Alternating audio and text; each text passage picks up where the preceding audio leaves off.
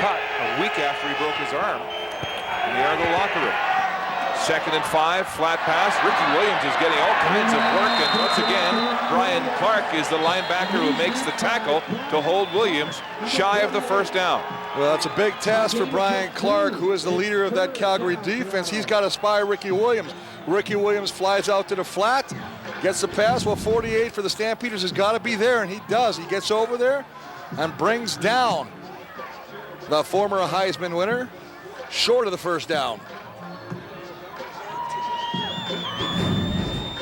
Adam Rita, the Argo GM, who has taken over as the offensive coordinator after Kent Austin was fired. His offense now has been 2 and out 3 drives in a row. Prefontaine from his 5-yard line. They need a big kick here. And Marcus Howell has it at the 46. Beats the first man downfield. Gets a corridor. Gets outside. And is brought down by Ray Fontaine, the big special teams leader in tackles for the Argos. And that return by Howell just 17 yards after a 47-yard punt from Prefontaine. And great field position for the Stampeder offense to start with inside Toronto side of the field. Well, Stamps have had great field position early in this football game. They've had some great running plays from Reynolds. They've yet to ignite their passing game against an Argo pass defense that is the best in the CFL.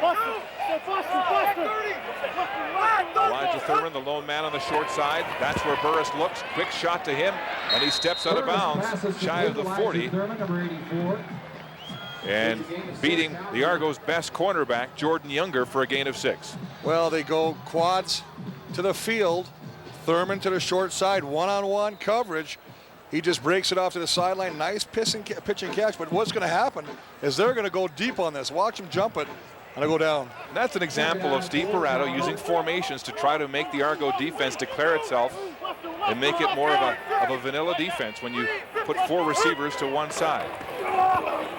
It's a draw call to Joffrey Reynolds, and the Argos read that as Mike O'Shea made the tackle, and what looks like a loss on the play. That's the last play of the opening quarter here at McMahon Stadium in Calgary.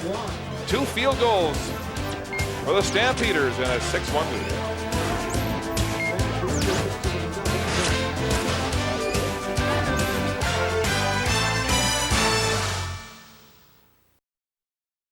Welcome back to Football Night in Canada, the CFL on CBC on a gorgeous Saturday night here in the foothills. About to start the second quarter. We'll check the first quarter numbers, Chris. Well, I think it's very interesting. The slow start that's being the mark of the Toronto offense is still following their form. But what's more surprising is that Calgary has had great field position in that first quarter and only accounted for 2 field goals, 6 points, and long ones at that, with DeAngelis making a 48 and a 51-yard field goal. Well, they're all from long range here tonight. This one from the 49-yard line on the right hash marks. Sandro DeAngelis looking for his 3rd consecutive field goal of the game. Hammers this one hard. It's got lots of boot, and it's good. DeAngelis with the long distance feeling tonight here at home.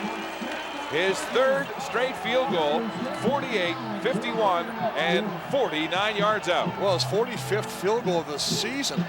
I mean, the guy is just oozing with confidence right now. And you know, head coach Tom Higgins is just saying, you know what, as long as we get across center field, we'll just throw the kid out there and he'll kick a field goal. He's automatic for 3 points. You know, and Tom was saying yesterday that he had a heart-to-heart talk with DeAngelis before he signed the contract extension through to 2008. And he said, you know, why don't you get the NFL out of your mind right now? It's cutthroat football. Establish yourself here. You're just married. You know, get something rolling. And DeAngelis decided to do it. Can I say hi to my mom? Hi, Mom. I love you. Happy birthday yesterday. I wish I would have been there, but the 52-yarder was for you. Love you. Here's Damon Allen throwing deep for Andre Talbot. He's got it. Oh, turning back against double coverage. Trey Young right with him, along with J.R. Ruffin, but a flag on the play back near the line of scrimmage. Andre Talbot back in the lineup tonight after missing 4 games with an abdominal injury. This flag is going to go against the Argonauts after they get the biggest play of the game. We have illegal contact downfield. Toronto number 68, a lineman, was blocking ahead of the line of scrimmage. It's a 10-yard penalty. Repeat, first down. You know, this is always a problem when they try to shovel and the linemen are going downfield to block and they fake the shovel and throw the pass and you've got linemen downfield. And a lot of the times, Mark, they don't tell the lineman it's going to be a pass. They say, run it like it is going to be a shovel. We'll decide if we pull it or give it. And if we don't, you're downfield. They get a great pass and catch here. Andre Talbot, look at the concentration of twisting around and finding that football, as you say, in double coverage. Well, the penalty wipes out a 52-yard pass and run to Talbot. Three-man rush. Allen throws it out of the backfield. Williams with a one-handed catch, and then he's thrown to the turf, and it's John Grace again. 5-yard gain as Grace makes the tackle, getting the start in place of the injured Khalid Abdullah. Now everybody's saying, hey, how come we're throwing the ball to Ricky Williams every play? Well, the fact is the secondary and linebackers of the Stampeders are taking away the deep routes. Where's Tony Miles? Where's R.J. Sauer? Where's Arlen Bruce? They're all covered. That results in only one guy open, and that's the checkoff guy, and that's the back, Ricky Williams. Well, the Defensive Player of the Year, benched this year, making his presence felt here tonight. Out of the backfield again, it's Ricky Williams. Williams is stuffed, can't get a block from his receiver at the far sideline, and he'll be close to the first down marker. Sorry, close to the original line of scrimmage, and it'll be third down and 8. Well, they're playing right into their game note, and that is play the game in front of you. And they're doing exactly that. They're keeping everything in. They're taking away the deep ball, forcing Damon Allen to use his outlet pass or his last resort, and that's Ricky Williams. He just comes across, he gets outside, tries to get a block by Palmer, can't get it. Another punting situation. In your Rona game notes, you said that the Argos need to diversify their assets, and they're not really doing that here offensively early. But all Ricky Williams on the ground and through the air, and the Argos with but a point on the punt single from Prefontaine.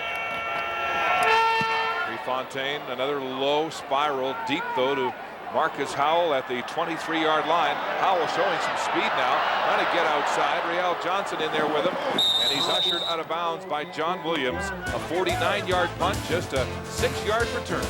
You're watching the CFL on CBC from Calgary. Argo linebacker Michael O'Shea is the ringleader of this Toronto defense, and he's wearing a mic tonight for the CBC. I know the guy was on the ground, but you jogged right by him, gave him a chance to get back into it, right? Yeah. Burst by him.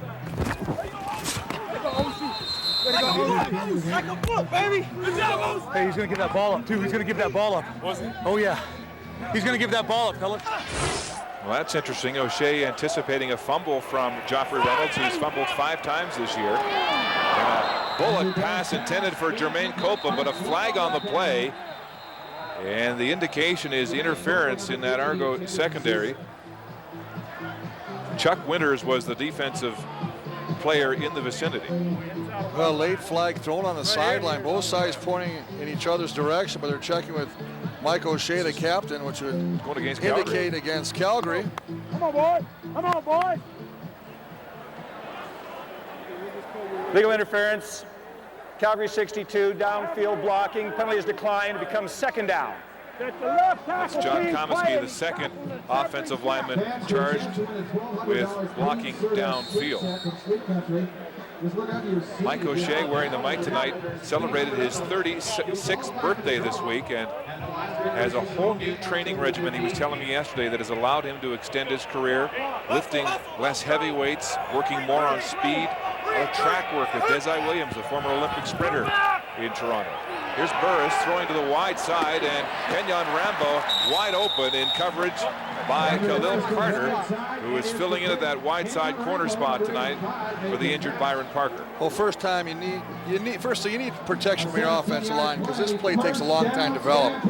But I really like 2 things. 1, the line's protection. 2, the way the receiver, Kenyon Rambo, comes back to the football. Good coverage by Carter, but he just comes back, makes the grab, puts himself between the defender. Rambo, versatile, catching and running the football in this Calgary offense. There's the handoff. Joffrey Reynolds, no going there. And Mike Fletcher and Jonathan Brown making the tackle for Toronto. It was 2 years ago in October, right here at McMahon Stadium, when Joffrey Reynolds introduced himself to the Toronto Argonaut defense. A whopping 189 yards on the ground with Kahari Jones at quarterback. And it was Joffrey Reynolds running roughshod through the Argo defense. And that, coincidentally, is the last time Stampeders defeated the Toronto Argonauts in the last 2 years. Moving on the line of scrimmage, no flag there. And the pass is incomplete, thrown in behind the curl route run by Jermaine Copeland. Again, the frustrating passing start to this game for Henry Burris and the Stampeders. Well, the Argonaut defense has done a real nice job of coming up and taking away the run by Reynolds, and this time they drop back and they get good coverage and they get good pressure up front from the front three, and that forces Henry Burris to make a bad decision because this ball could have very easily been picked off. Bashar Livingston is the lone returner for the Argos.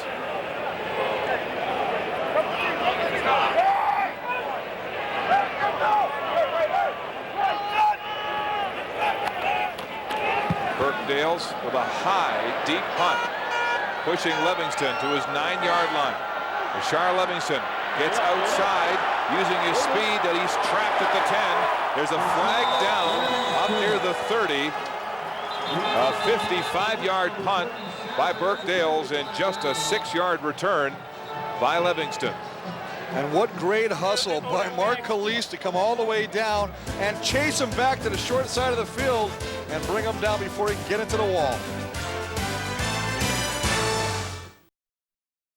For clipping on that last punt return by the Argos. Well, once again, because of the penalty, and there he is right there. There's the infraction. As we run the play, just hits the defender in the back, brings him down.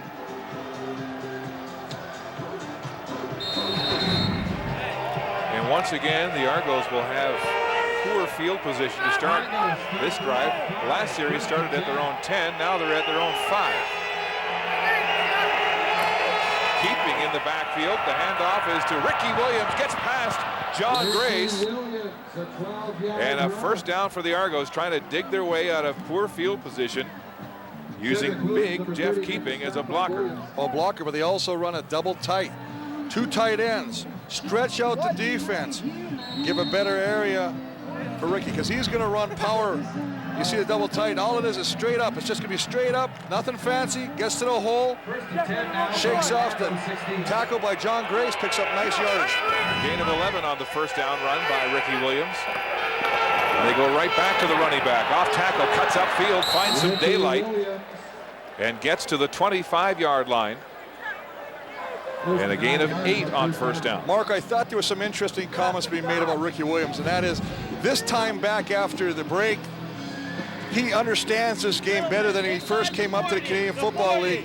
I see something in Ricky Williams that we haven't seen, and that is he is starting to cut back now. His eyes, great vision on that play to cut back and find the opening. Running harder than he was talking yesterday when they asked him about his expectations. He said, I don't have any. Williams again, bouncing outside, being stretched, now cuts up, and it looks like he'll have the first down on that 2nd and 2 situation.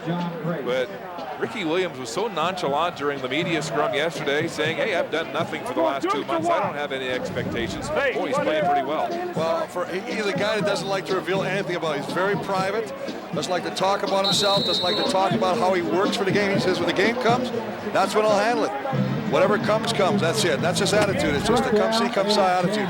Very peaceful man. He's touched the football finally out of the game here, but 11 of the 15 offensive touches by Toronto's offense have been by Ricky Williams as Jeff Johnson spells him off, and a gain of about 3, maybe 4 yards on the play. And the big thing is when you're running Ricky Williams, he is a big back, and he will wear down the Stampeder defense. Then when Damon Allen decides he wants to start putting the ball up in the air, these guys are going to be tired. Well, it's interesting, Raheem Abdullah, who played against Ricky Williams in the NFL back in '99 and 2000 with Cleveland, said he doesn't think he's suited for the CFL, that he needs the big fullback blocking like we saw when they brought Jeff Keeping in and he ran for 11 yards. 2nd and 8. Stampeders blitzing. Here comes Abdullah. Allen beats the first man and the second. And Jeff Johnson gets the dump pass and the block. Trey Young wraps him up. Johnson fighting for the first down. And he'll be very close on a couple of tremendous second efforts by both Damon Allen and Jeff Johnson. Well, the first thing that happens is Raheem Abdullah comes untouched. And when he comes untouched, he has the wrong angle. He goes to the inside. You got to go to the outside. Force Damon back inside. And then Damon does a great job of freezing the other defender with a fake pump fake.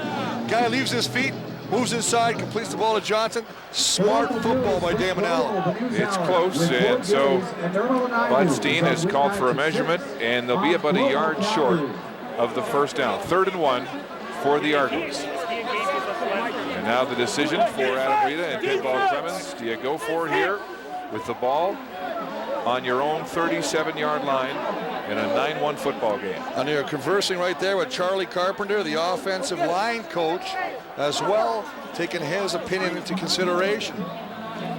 He feels this offensive line is blocking as well as it has during the winning streak, Mark. Only 7 quarterback sacks against, and they've averaged over 100 yards rushing per game. Well, you just saw there, Michael Bishop has come into the football game, and that usually indicates they'll gamble on 3rd down. Bishop has been used with his strength and speed. Quarterback sneaks, and it's a 3rd and 1 gamble here for the Argos.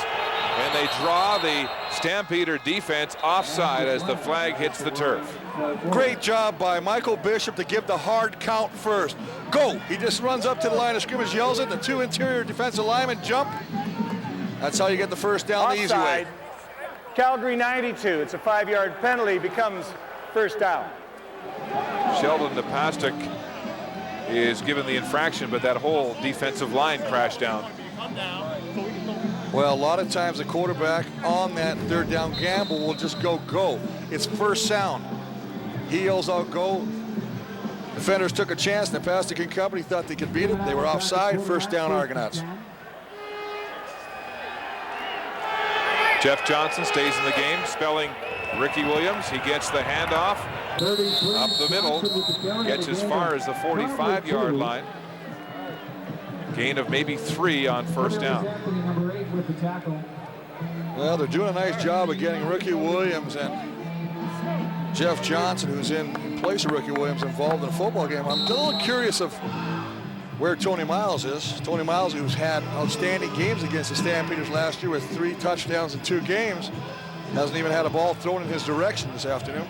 Jeff Johnson was married last weekend and was allowed to miss Monday's practice by the Argos. Said he was a basket case and has deferred his honeymoon until after the season.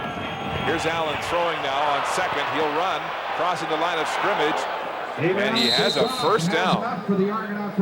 At 43 years of age, still able to elude players who could be his own sons. Well, a quarterback who has 93 rushing touchdowns and just short of 12,000 rushing yards. Hasn't taken off with the ball much this season, but look at that little fake to the inside and picks up a first down. Doesn't run as often, but when he does, it's usually effective. A gain of 9 yards on the run by Damon Allen. Has more than 12,000 yards rushing. The leading rusher all time among quarterbacks in Canadian football. Handing off to Jeff Johnson. And Jeff Johnson high steps his way close to another first down as the Argos continue to succeed along the ground. This drive starting at their own 5. That'll bring up a 2nd and short. And just basically what's called a stretch play, and that means that the offensive line will run to a certain side of the field and the back will read the opening. If it's to the back, to the lineman, he'll stay with it. If he can cut back, he'll cut back. That time he cut back and picked up 9 yards. 2nd and 1, Michael Bishop back in at quarterback on short yardage. He'll go off the right tackle and have the first down for Toronto. Well, Michael Bishop doing what he has to do to pick up the first down and keep this drive alive. A nice drive by the Argo offense. Doing it pretty much all on the ground. 9 plays so far in this drive.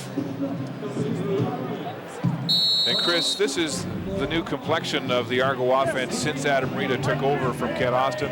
Much more emphasis on the run, a two-back offense instead of a single-back offense, and it's worked for them. Hasn't been prolific in terms of scoring, but they're winning football games. Ricky Williams back into the game. He takes the handoff, tries to get outside, and he's hit immediately as Kobe Reinhardt comes up from his cornerback position, and the Stampeders' leading tackler makes another. Well, there's a different play. It's a counter play. They're going to pull the backside tackle, Bernard Williams. And as he comes, you see him running across right there. Ricky Williams is going to try and get in his hip pocket now. Bernard does a nice job of coming back and cutting off the pursuit, but as you say, Kobe Reinhardt from the front side, nice job of coming up and bringing him down. Well, Chris, you know Adam Rita is doing a good job setting up the play action. You know that's got to be coming, because in the preseason when Allen played with Ricky Williams, the Ticats bit on that play action all night. Here's Allen to throw under pressure, gets it away, incomplete. It bounced at the feet of Ricky Williams, but the pressure was enormous there from that Stampeder front. Well, great coverage downfield. I mean, you can't hold on to the football this long, and Damon Allen does not want to hold on. As we take a look at the pressure, you see Raheem Abdullah working inside. Kind of a busted assignment on that left side of the offensive line because nobody slid out to pick him up, and you can't let that guy go free. Abdullah running right past Bernard Williams, who's back in the lineup after missing 3 weeks. Another long field goal attempt upcoming. We've seen 3 long field goal attempts completed by Calgary's Sandro DeAngelis. Now, Noel Prefontaine will attempt another long one from 51 yards out. His longest is 52. Here's the kick. It's wide right. J.R. Ruffin takes the ball out of the Stampeder end zone, gets a block, gets outside, downfield, and Prefontaine to the rescue with an open field tackle with all kinds of daylight down the far sideline for the dangerous J.R. Ruffin.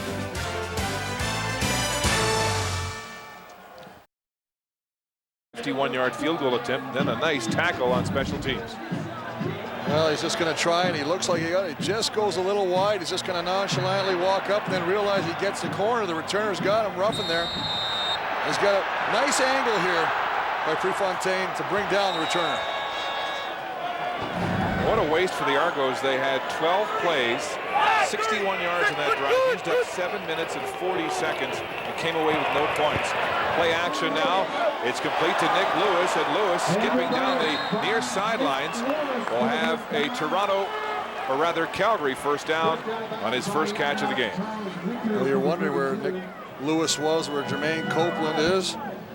You know, it was only a matter of time before Henry Burris was going to try and find number 82. Finds him on the sideline. He's got zone coverage, playing deep. Brings back inside. Picks up some nice yardage.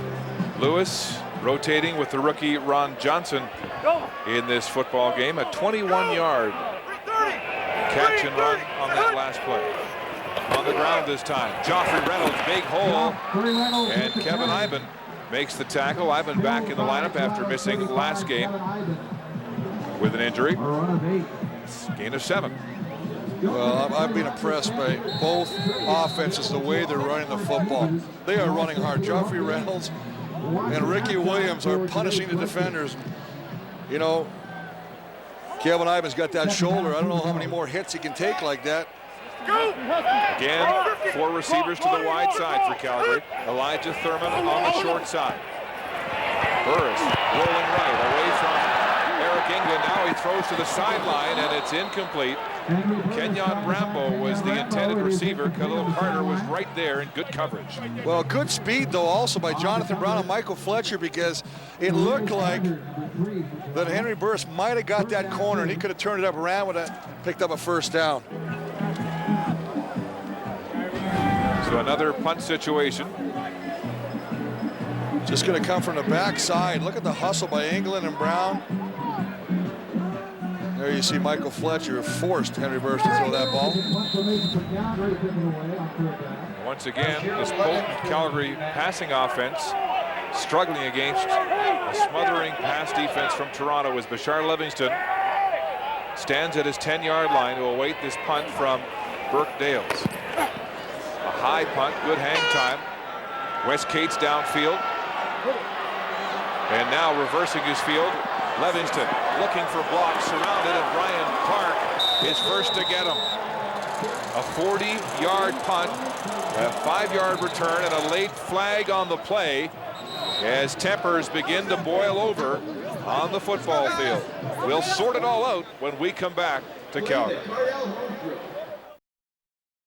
Penalty is unnecessary roughness against Toronto's Mike O'Shea. And that means really bad field position again to start this Argo drive. At their own 9-yard line. Randy Chevrier limped off the field for Calgary after going down on that punt cover. Argos conservatively on the ground to Ricky Williams diving for the 15-yard line. 1:29 to go until halftime.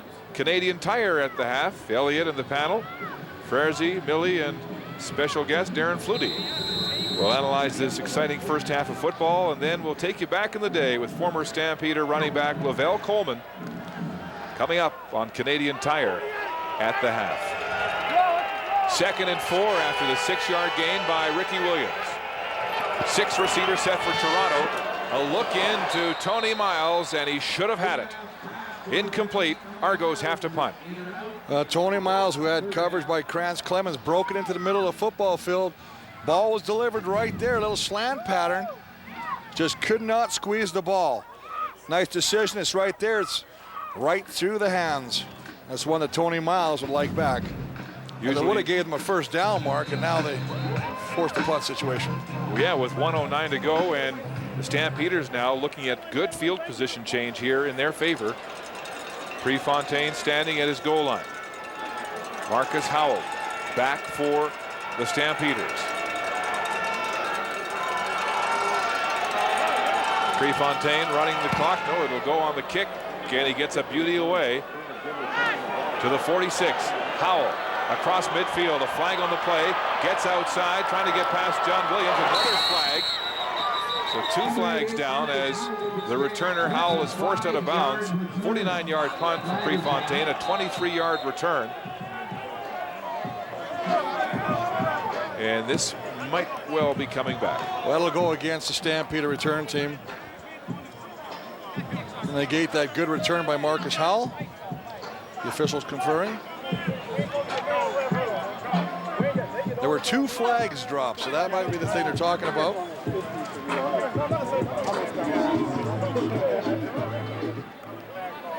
Holding, Calgary 45. That penalty is declined. Holding, Calgary 34. Objectionable conduct, Toronto bench. Penalties are applied and balanced at the point possession gain. First down, Calgary. Mark, once again, a penalty. An objectionable conduct from the bench.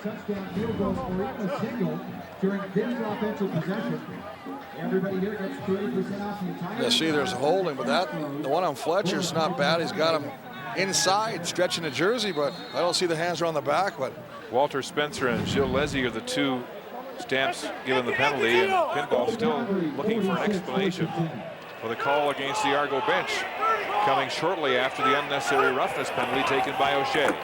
Quarterback draw. Burris has already crossed the line of scrimmage. He faked the pass anyway to buy some time, and Kenny Wheaton escorts him out of bounds. Well, predetermined play just by the formation of the defense. Henry Burris has the option of throwing the ball, rolling to the right, or just taking off with it on a quarterback keeper. This time he just pulls the ball down and picks up 5 yards.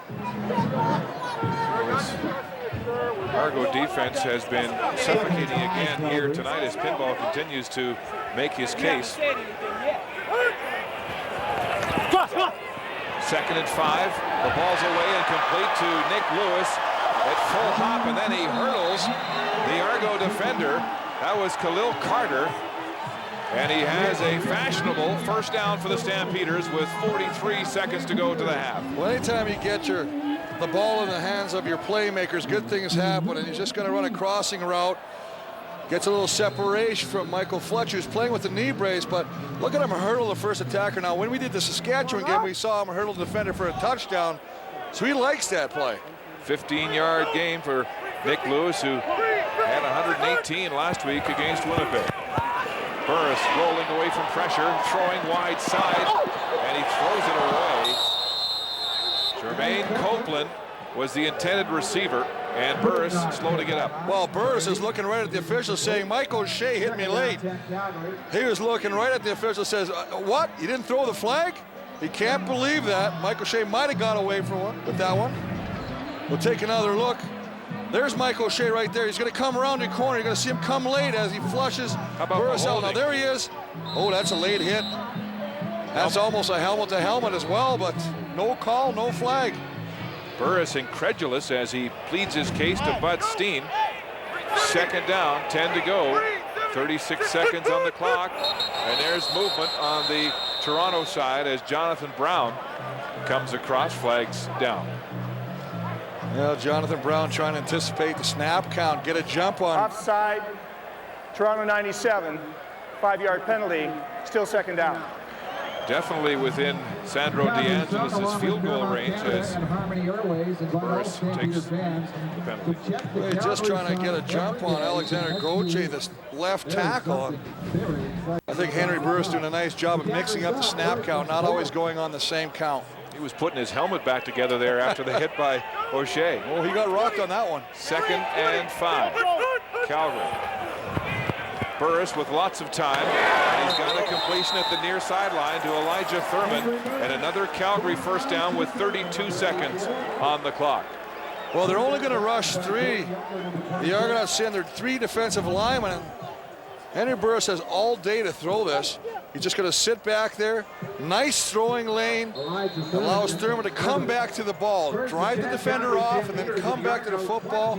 Pick up a first down. Pitch and catch. Beautiful execution by Burris, stepping up and firing that bullet 11 yards and the first down. Bunch formation this time for the Stampeders to the wide side. They'll go on the ground. Reynolds bounces that way, and he's tackled. Antonius Bonner moving up quickly to make the tackle for Toronto.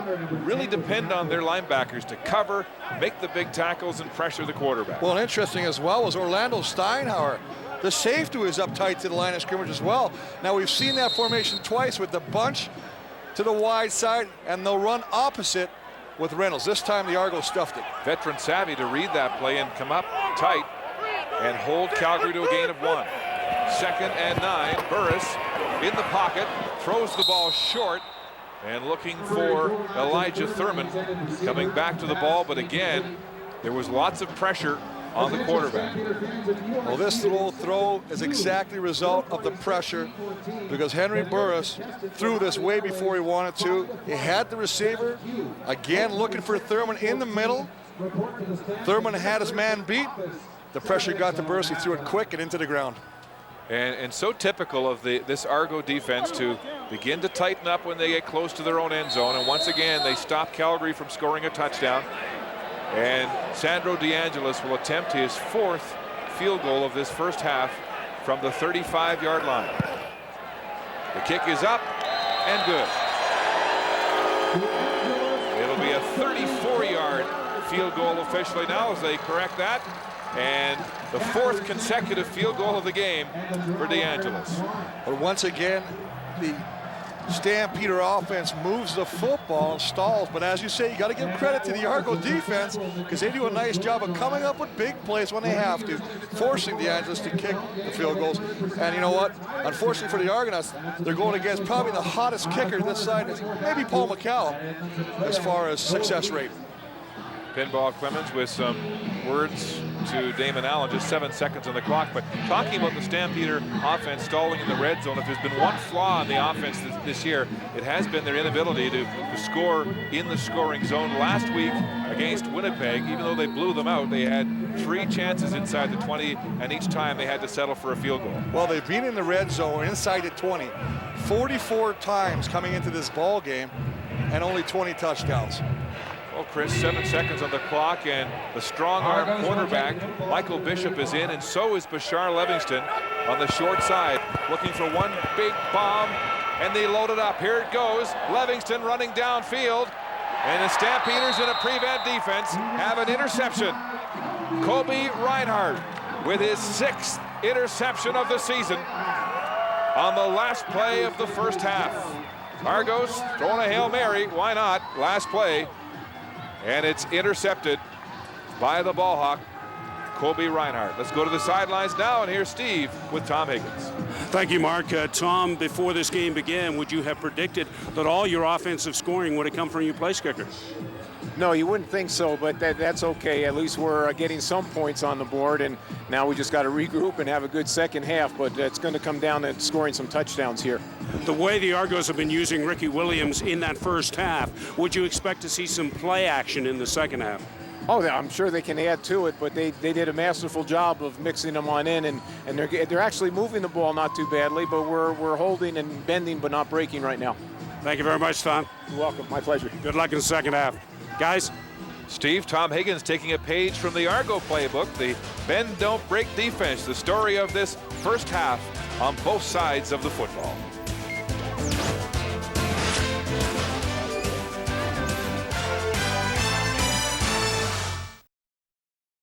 Back in the day, brought to you by Nissan Versa, the larger-than-life small car. Long before Joffrey Reynolds carried the mail in Calgary, the job of busting through defensive lines and bringing the Stampeders with him fell to the great Lavelle Coleman.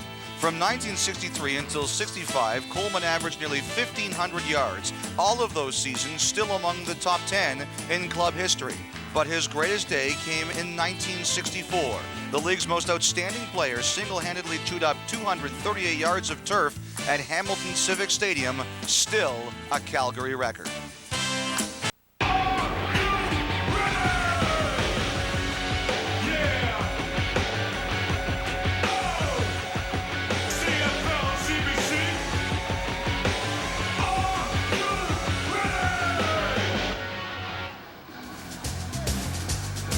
Back in Calgary, the sun setting over the foothills and a low-scoring first half of football. The home team up 12-1 on 4 Sandro DeAngelis field goals. The real story for the Argos, I know they've gone to this conservative offense, really relying on their defense and special teams, but they haven't scored an offensive touchdown now in something like 6 quarters. I think their last touchdown was 2 games back when Byron Parker intercepted a ball in Hamilton and ran it back. You know, and I'm a little surprised with Toronto, the fact that they're running the ball so much, and yet they're not using play action at all, because I think if they employed play action, they have an ability to at least go downfield and maybe get Tony Miles and R.J. Soward and Arlen Bruce back in his football game, because right now, I mean, Damon Allen, great numbers, 8 for 11, but only 58 yards.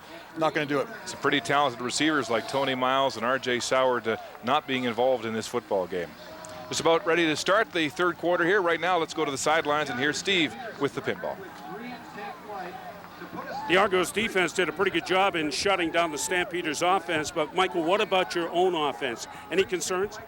You know, we had trouble scoring points. We got to learn how to score points. Had a great job down the field where we run the ball. We've tried to become a little bit more patient with the run, and we've got good production on first down. We've gotten ourselves in second and medium, but we haven't converted on second medium. So we have to convert on second and medium, and I think we have to take a few more chances on first down. Quick thought on the play of Ricky Williams.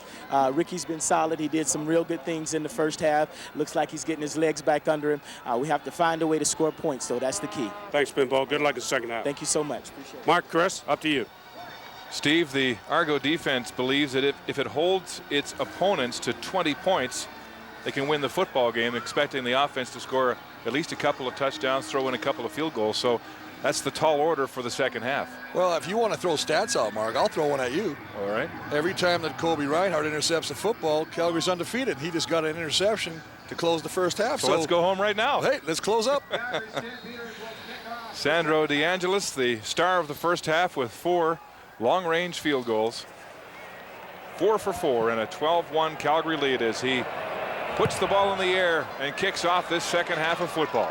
Bashar Livingston ran back 2 kicks for touchdowns the last time the Argos played this team. Fumbles the football as he runs into traffic near the 35-yard line.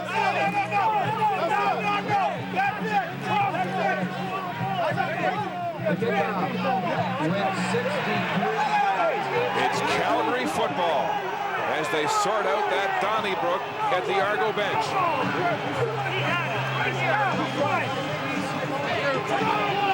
How about a big cheer, too, for Nathan, the Jets? Well, as you see, he's trying to make something happen. The ball gets punched out. As the ball gets punched out, it's recovered. Now, that was a great replay. Ron Johnson, who punched the ball out, recovers it. And I thought, well, in a scrum like that, you might have saw a challenge, but with the evidence of that great replay, it showed that the ball came loose. It was punched out before he was down, so therefore it was a fumble. But now they're giving the ball back to the Argos after originally indicating Calgary football. The Argos will maintain possession. That's interesting. Play action. Speaking of play action, there's the big roll, and Damon Allen throwing deep for Tony Miles. He's open, but out of bounds. Incomplete, and 2 flags back downfield on the play. Well, I think the officials fooled everybody because they signaled Calgary ball, and the defenders, Chapman of the Stampeders and his other defensive back teammate, were on the sidelines, and they ran out late. They didn't think that they were on defense. And you can hear the bench. Illegal substitution, Calgary, 10-yard penalty. It's first down. Well, that's exactly what Higgins is saying, Mark, because of the fact they called Calgary ball, the defense came off, or the cover guys on defense. That's what he's all upset about.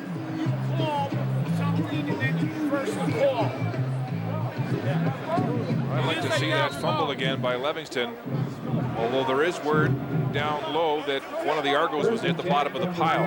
That'd be the only way that it would be reversed.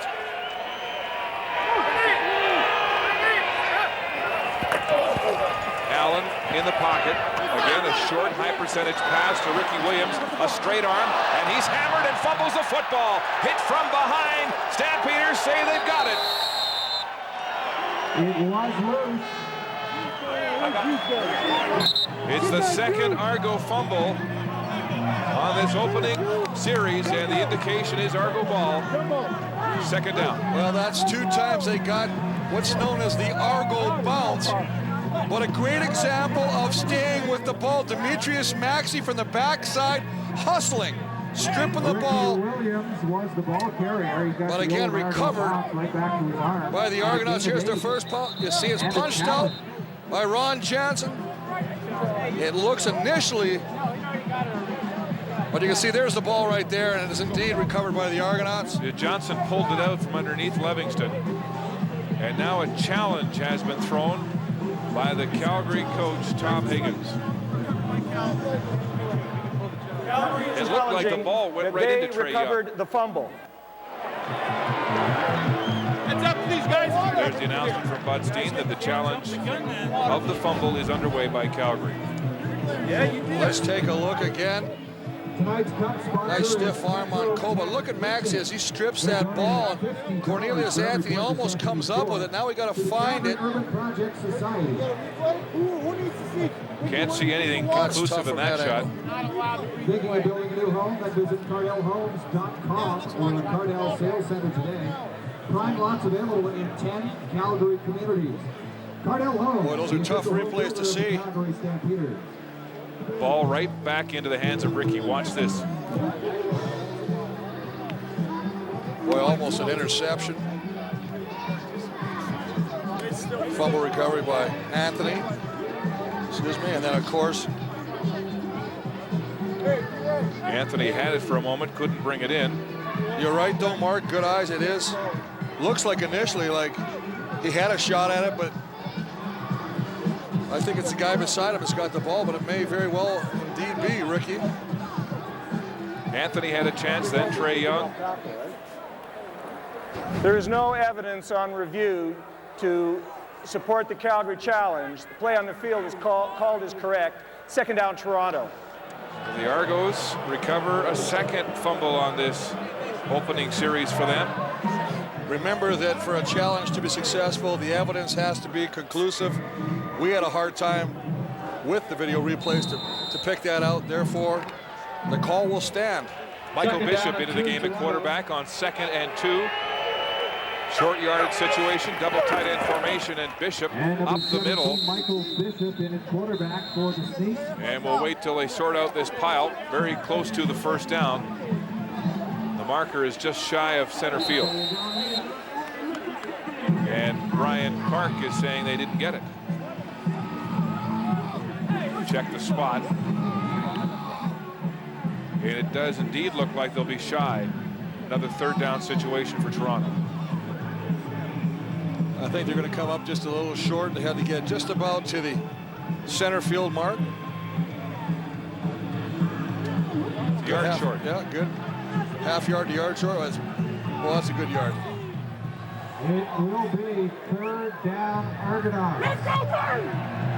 Pinball calls his backup quarterback, Michael Bishop, to the sidelines as the Argo offense stays on the field. Another third down gamble. Remember the last time Bishop drew the Stampeder defensive line offside on a quick count fake. Third and about a yard at midfield for the Argos. High formation backfield. Here comes Bishop. And he'll have the first down as he drives across center field. And again, it's rough in that scrum. But look at the spot. The spot is going to be just shy of that midfield stripe.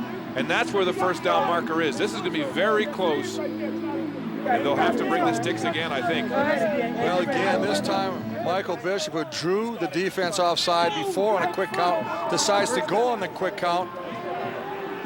The indication is a first down. Yep, they're not going to measure. It is a first down, Toronto, by inches.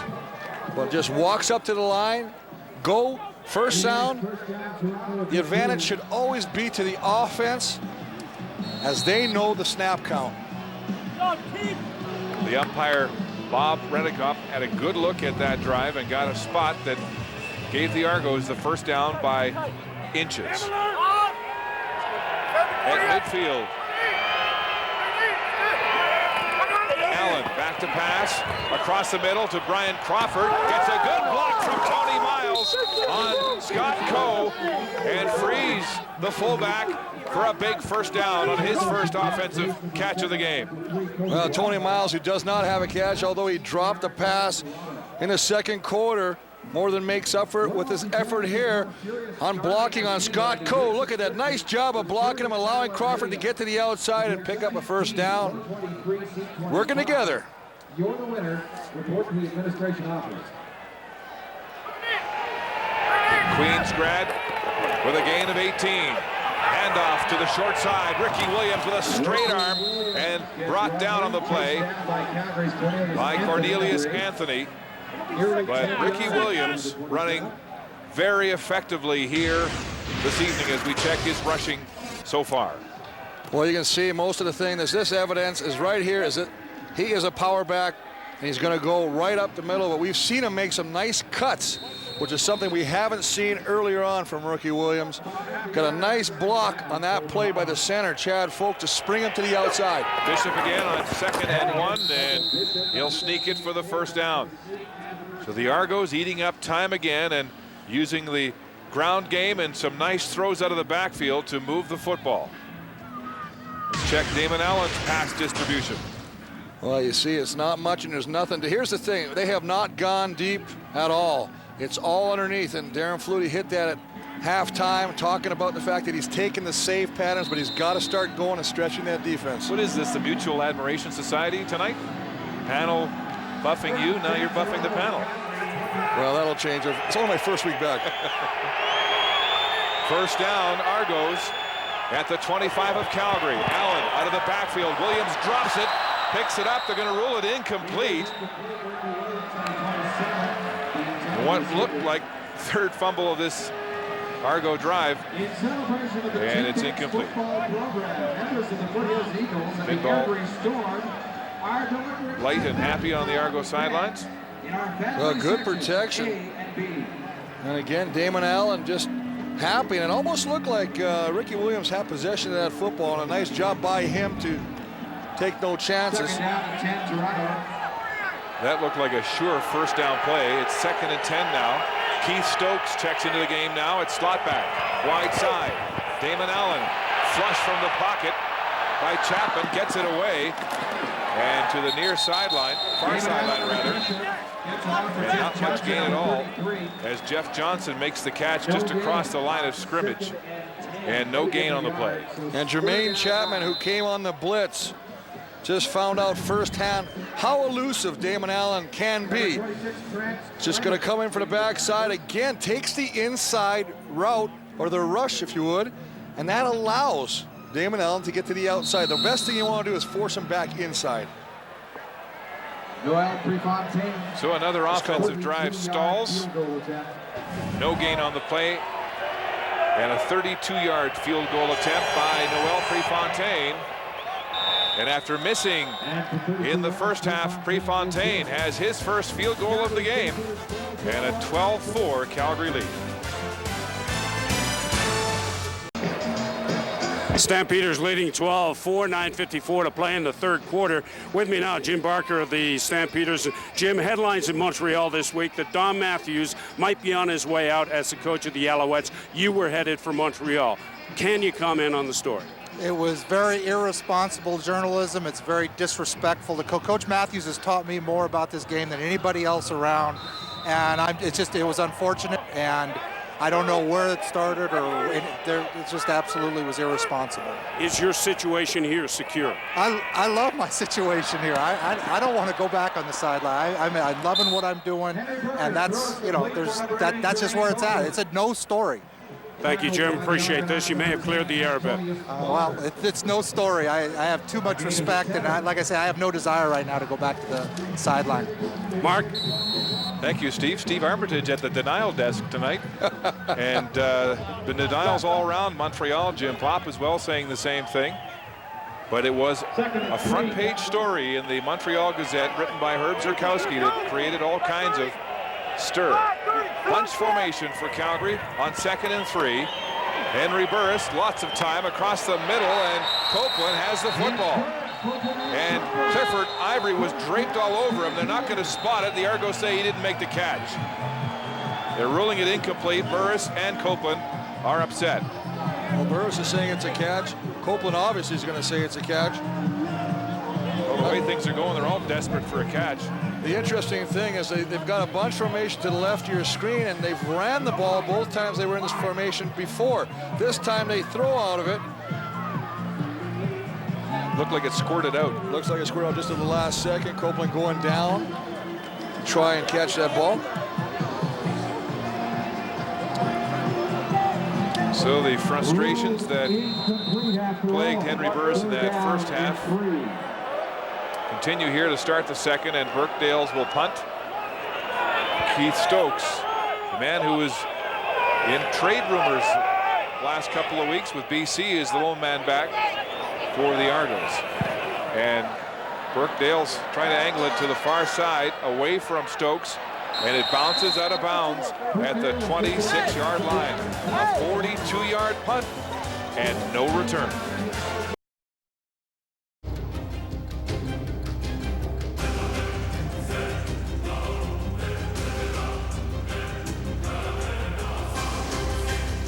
Dominate on 3, here we go. 1, 2, 3, dominate! The rematch, the Argos and Stamps next Saturday night, the CFL on CBC from the Rogers Centre in Toronto. Ricky Williams with the lion's share of the load here tonight for the Argo offense, and he gets the call again on first down, and he is stopped for a loss. And it's John Grace playing himself back into the good favors of this Calgary coaching staff tonight.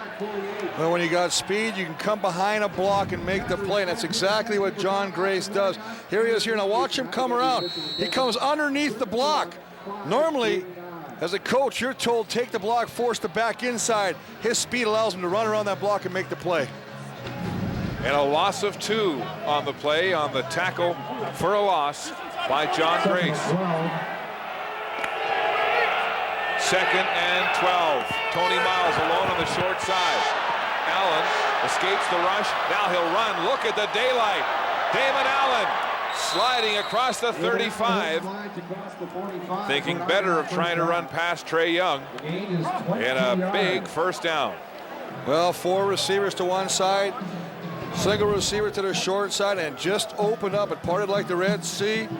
Man-to-man coverage, nothing to find. He bounces outside. He's got nothing but open space in front of him. Just pulls the ball down, and wisely, as you said, Mark, slides down before contact by Trey Young.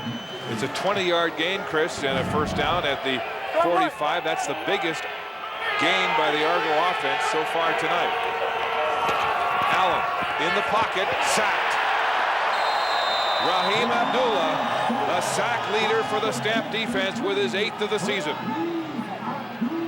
Well, he's been coming close on special teams as well on defensive line, and here he is up at the top. He's just going to be working against big Bernard Williams. He just comes back inside and doesn't allow Damon Allen any time to look downfield. 8th sack of the season for Raheem Abdullah. Back in the starting lineup after missing a game with injury. 2nd and 14. 4-man Calgary rush, and there's pressure again. Allen throws it. It's tipped. And Tony Miles, the intended receiver, but Terrence Patrick got back in the play to help get a piece of it. And I actually thought that Damon Allen was going to pull the ball down again and take off with it. Watch the opening. As he gets to the outside, look at the room he's got to run the ball, yet he tries to throw cross body to Miles. Don't force the situation, you know, Damon, just hang on that ball, pick up the first down. You're right, he could have run for another first down on the play. Instead, the Argos will punt. Prefontaine set to deliver. Randy Rochinski with the snap. And another shank from Prefontaine, bouncing to the 30. And Howell is hit quickly. The Stampeders didn't think they got 5 yards. A 39-yard punt and just a 2-yard return for Marcus Howell. Warrior of the game, it's that time. We ask you to log on to cbc.ca/CFL and cast your vote for the player who showed heart, character, and determination of a Warrior. Joffrey Reynolds certainly getting consideration for Calgary, along with Ricky Williams, the 2 big Texans battling on the ground. How about the kicker, too, DeAngelis? And the Stampeders go back on the ground on first down. Number 78, Jeff Keegan. We look at Joffrey Reynolds' rushing attack so far in this game. Well, very similar. It almost looks like a carbon copy of what we saw from Ricky Williams, and the majority of the yards, again, is up the middle. Just doing a nice job. Both of them 9 carries in the first half. Gain of 5, 2nd and 5 for Calgary. 4 receivers to the wide side. Burris with a dump pass to Joffrey Reynolds out of the backfield. Breaking tackles now at midfield. Cuts outside. He's at full speed. Gets past the Argo corner. Still downfield and caught from behind by Eric England at the 10-yard line. Mark, 2 things. 1, great hustle by Eric England. 2, what a nice job of Taylor Robertson, the right guard of the Stampeders, to get out and just get in the way of the defender, and that initially springs Joffrey Reynolds. 62 yards. There he is. Take a look. That's a nice job, just getting in the way by Robertson. That springs Reynolds. He breaks. He gets nice tackle by blocking by Thurman downfield, working against Younger. But look at Eric England all the way down there.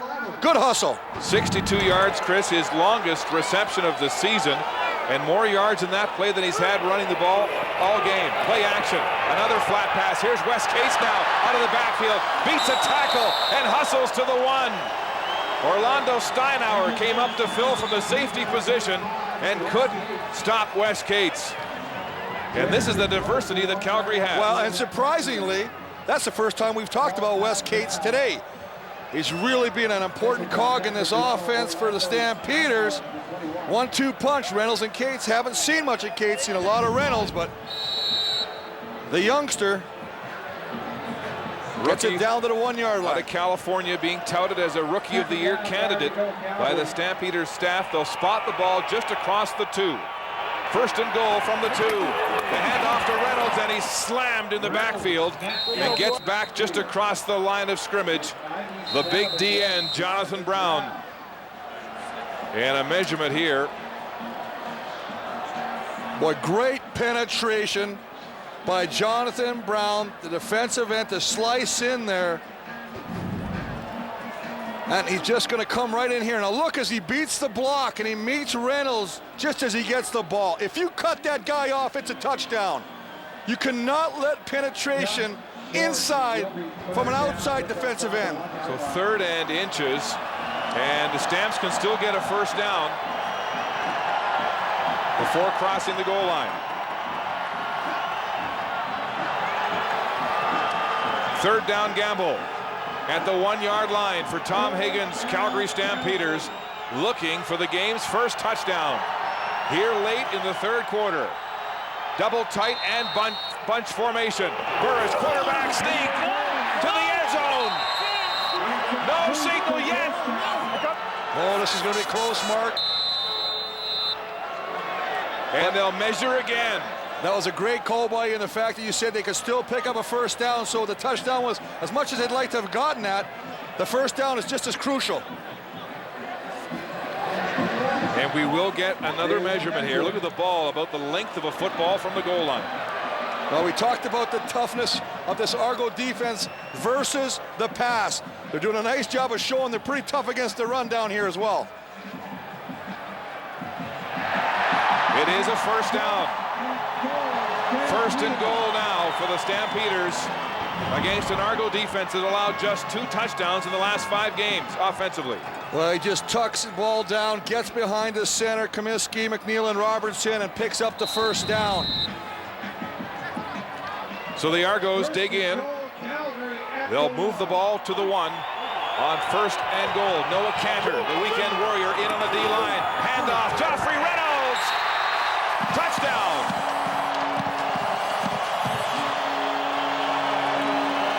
The Stamps stuff it into the end zone.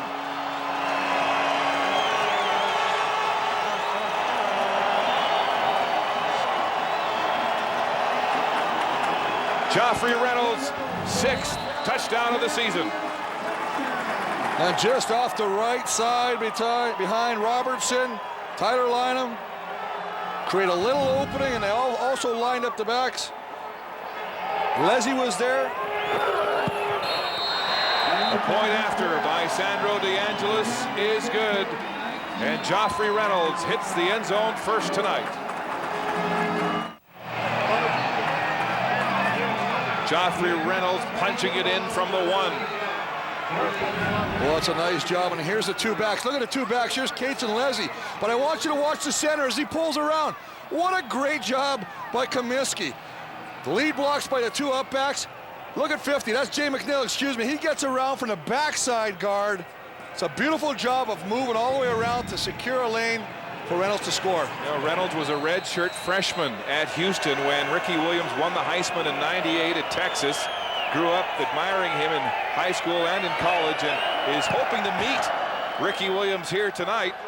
The NFL superstar, as Stokes takes this kickoff and is strung out along the 25 and is going nowhere. But so far tonight, it's Joffrey Reynolds upstaging the famous Ricky Williams. The 2 Texans running tonight. Well, I think up to that big play, it pretty much was even match.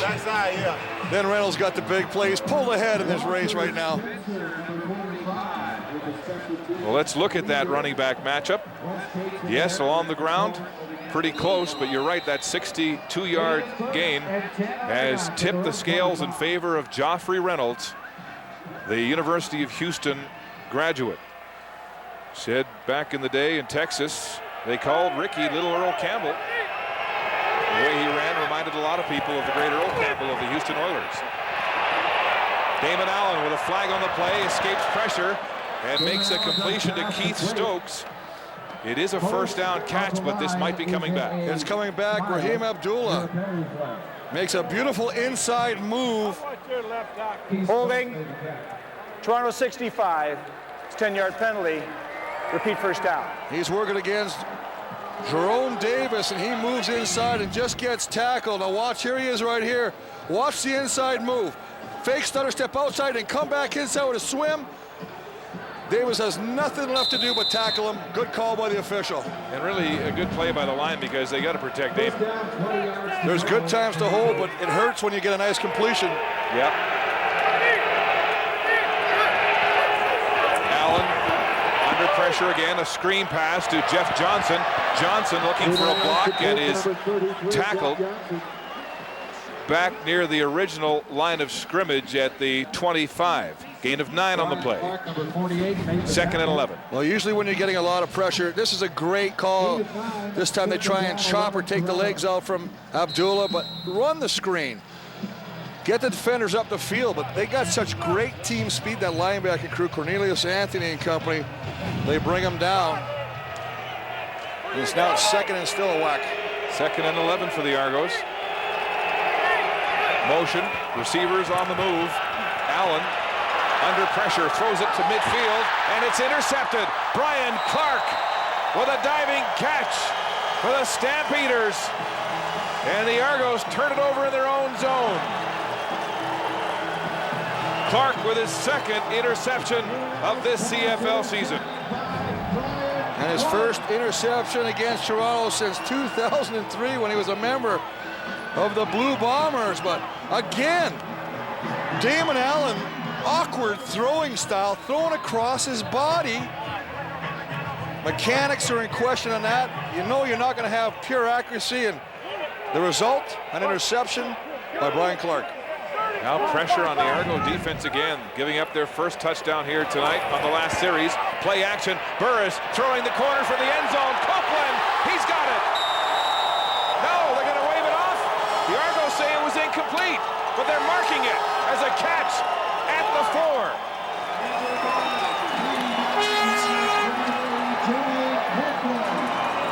Well, Copeland taught Carter a little lesson in that corner by running him off and looking inside and then breaking it to the outside and getting some separation. Nice job of stepping in there, but look how you'll see the end result. Now you see number 3, that's the corner, that's Kahil Carter, and he just gets turned around by the inside fake by Copeland. 1st and goal, Calgary. Handoff, Joffrey Reynolds in traffic, trying to move the pile. And the Argo defense will slow him up shy of the goal line. That's the 3rd quarter. 15 minutes to go. The Calgary.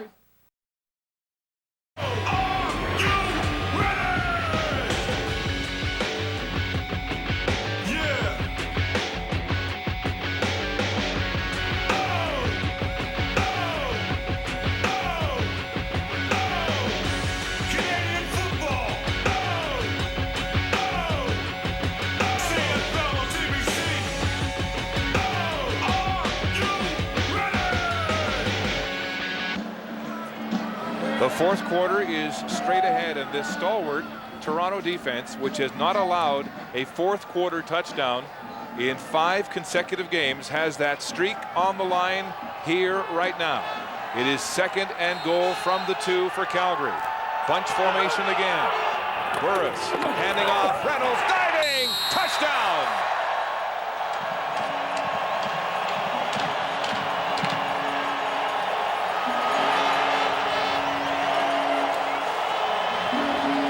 Mark, big plays will come back to bite you in the backside. The turnover on the poor decision by Damon Allen, the interception as a result by Brian Clark. 29 yards later to Copeland, and 1 yard later, you got a touchdown by Reynolds, and you just mentioned it. The streak of not allowing a touchdown in the 4th quarter by the Argos is over. Joffrey Reynolds hurtling into the air over that Toronto defensive line.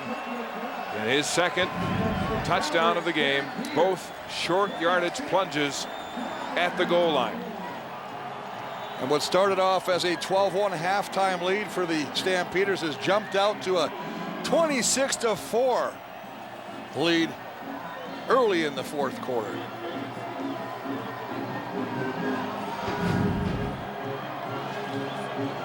And again, you just see the blocking, and this time there's your 2 up backs right here.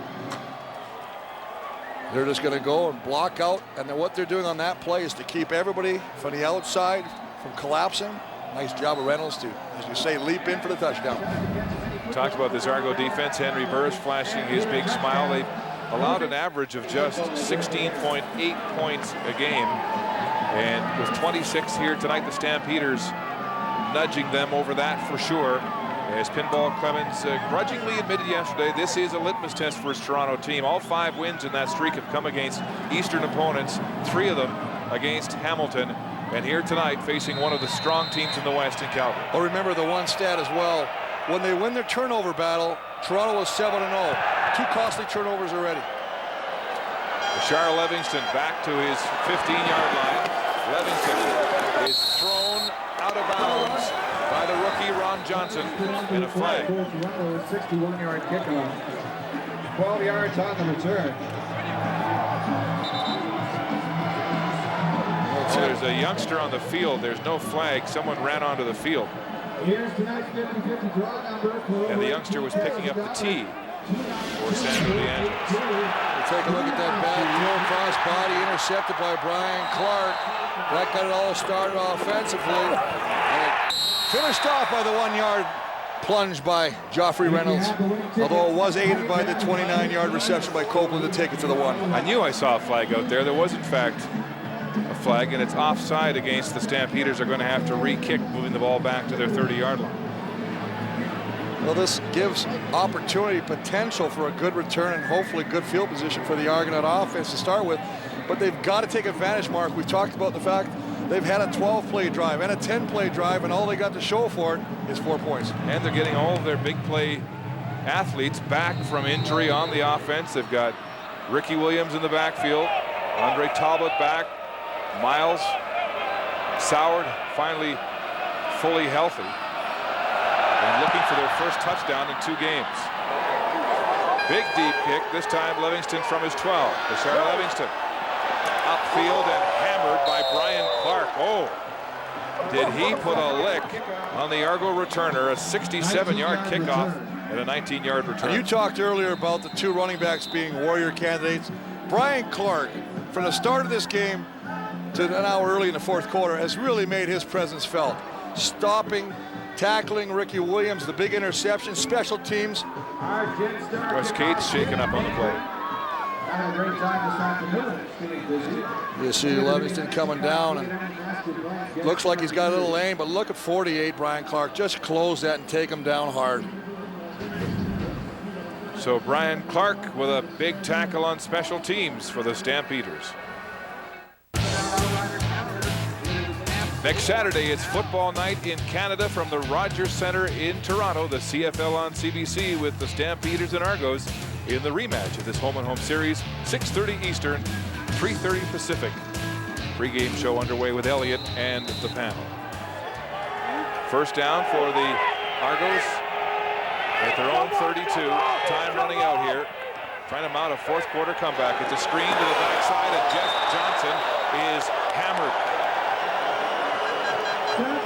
Cedric Williams, the rookie corner, with another big hit to punish the Argos. But again, not going downfield. It's a misdirection play. What they're going to do is slide their offensive line to the right. As they slide to the right, Damon Allen is going to set up on the right and throw backside to the left. Johnson, nice job of one-handing that catch, but Cedric Williams punishing him. Damon Allen has got to start attacking this defense vertically down the field. It's a loss of 4, Chris. 2nd and 14, Toronto in the shotgun. Allen rolling to the wide side, throwing. And Arlen Bruce was the intended receiver. 2 DBs on him. Very tight coverage by the Stampeders. It's incomplete. Argos have to punt. And I have to wonder, they had the big completion early in the 1st quarter to Andre Talbot. Nice job in double coverage. Negated by a penalty. But they haven't gone back to that. I haven't seen the formation where they put 4 to 1 and maybe get Arlen Bruce on one-on-one coverage backside. Why are they not doing that? Your guess is as good as mine. That's obviously not a very good guess, but Stampeders with that cover 4 defense, sitting back, forcing quarterbacks to read what is basically a zone coverage. And it's baffled many quarterbacks this year in the CFL. 3rd down, punt situation. Prefontaine trying to move the ball deep, and he does, forcing Marcus Howell back to the 30. Gets a good block, gets outside, down the sidelines, and there's Prefontaine again to force him out of bounds. 52-yard punt, but a 25-yard return. Mark, I saw Fletcher down the field, and I think he was clipped at the point that Howell broke it to the outside. Let's take a look and see if we can see that. We're looking for number 2.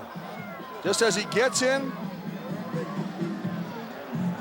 And he's right at the top, and he was indeed hit from behind. No flag, no foul. Big return by the Stampeders. Big break for Calgary. It was the kind of blocks we saw a lot last year that weren't called, and normally they are called this year. At midfield, good field position after the return. Joffrey Reynolds bangs into one man, busts another tackle, and a lunging Mike O'Shea helps bring him down across the Toronto 51-yard line, a gain of 7 on the play. Stamps have run the ball well tonight. Henry Burris, though, in terms of his pass distribution, this is what it's looked like. Well, he was 7 of 15 in the first half. The numbers are a lot better, and he's gone deep. He's made some things happen downfield with Copeland to get him on the 1-yard line. He's mixed it up. He hasn't just stayed with the short passing game. 2nd and 3 on the 48-yard line of the Argos. Burris hitch pass short side. Elijah Thurman tries to get past the Argo quarterback Jordan Younger, and he holds him. And what we thought that Toronto might try offensively, you see Calgary doing. Quad receivers to one side, Thurman to the short side, man coverage one-on-one. And he's got the big height advantage. If he makes Younger miss, he's going for a long run. I was talking to Steve Barato, the offensive coordinator for Calgary, about that, and he said, you know, basically I have 10 plays, and I run them out of multi-formations, run each play maybe 4 or 5 times, but it always looks different to the defense, and it keeps them honest. Hand off, Joffrey Reynolds, breaking more, Argo tackles, fumbles the football, and Nick Lewis picks it up for Calgary, but they're going to mark the ball carrier down by contact. Well, once again, Stampeders will put 4 receivers to the wide side and run the ball short side. Jonathan Brown has a shot at Reynolds, can't bring him down. The ball is stripped by Winters, but the officials ruling that Reynolds was down at the time. Recovered by Nick Lewis. Now it looks like they in fact called it a fumble and ruled Lewis down. Here's a hitch pass, far side. Kenyon Rambo is swung across the 20-yard line. A gain of 6 on the play, 2nd and 4. As the Stampeders now threaten to really take a commanding lead. Well, it just seems like the steam is out of the Argo defense right now. And Henry Burris is having his way with whatever he tries to throw, whether it be a flat pass, a hitch pass, or down the field. Things are working. But it's all offset by the fact that Joffrey Reynolds is doing an excellent job running the ball. Marcus Howell checks into the game now in a 6-receiver set for Calgary on 2nd and 4. Burris in the pocket, throws it across the middle. It's incomplete. Elijah Thurman was the intended receiver, and he was sandwiched in that linebacking corridor of the Argo defense. Elijah Thurman did not want to catch the ball. Let's be correct. Elijah Thurman's going to come across the middle. He sees Kevin Ivan lining him up, and he does what we used to call the alligator arms. The arms are retracted and put down. He doesn't even attempt to catch this football. Just going to come around and in the inside. There he is, and he does sides, and he sees Ivan. He says, I don't want any part of that ball. Alligator arms and a little turtle. A little turtle, that's right. A 26-yard field goal attempt now for Sandro DeAngelis. Good on 4 consecutive field goals from long range. This will be a chip shot for him from the left hash marks. And his kick is up and good. Splitting the uprights. DeAngelis 5 for 5 tonight at home. Of the game brought to you by the all-new 2007 GMC Sierra. And Joffrey Reynolds has got to be the leading go-getter so far. 82 yards on the ground. Couple of touchdowns. Ricky Williams likely gets some consideration as Keith Stokes makes a catch and dinks his way close to the 45-yard line and the first down mark. I think you also got to look and factor in some of the Stampeder defensive players as well. We talked about Brian Clark. I think that anybody in the secondary for the Stampeders has really done a nice job of not allowing Damon to go deep vertically with the ball, forcing him to check off and go side to side. 2nd and 1. Pressure on Damon Allen. Now he heads back upfield. A flag flies as Allen gets across the 45 and the first down, but it's coming back. Already a marker down, though, in that Argo backfield. Well, this could be a holding call. Holding. Toronto 65, 10-yard penalty. Repeat second down. Well, Jerome Davis with a second holding call of the game.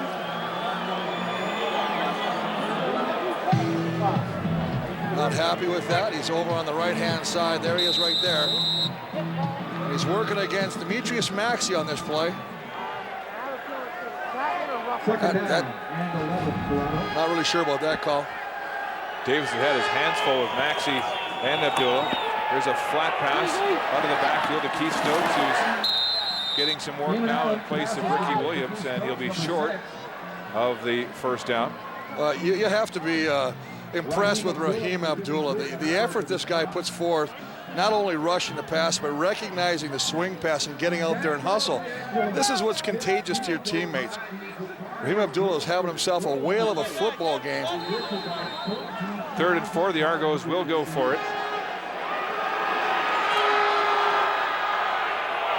Allen against the Calgary blitz, gets it away, it's incomplete. He had a crossing route over and under across the middle, and the ball wasn't even near the nearest Argo receiver, Arlen Bruce, as Toronto turns it over on downs.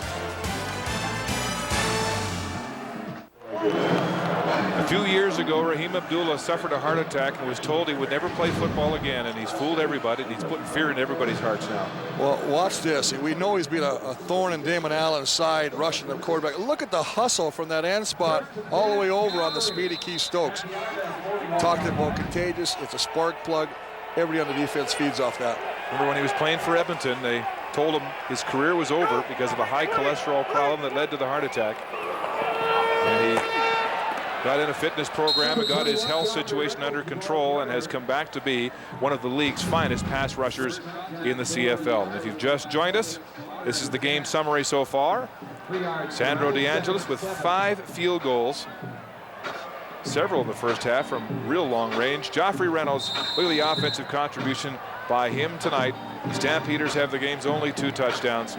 And the return of Ricky Williams has produced 83 Toronto offensive yards. An offense that has been anemic through the air. 2nd and 7 for Calgary. Burris throwing across midfield and a catch by Jermaine Copeland, and a first down for Calgary. Great throw, threading the needle between double covers to Copeland. Ivory thought he had it, but Burris put enough zip on that. John Comiskey to center. Tom Higgins says, you know, right now is not as good as Dan, his brother, who plays for Edmonton, but he says, give him a couple years.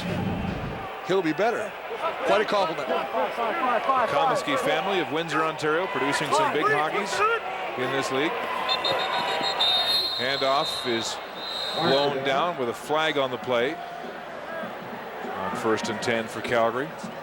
Joffrey Reynolds, who was looking so forward tonight to being on the same football field as Ricky Williams. Legal procedure.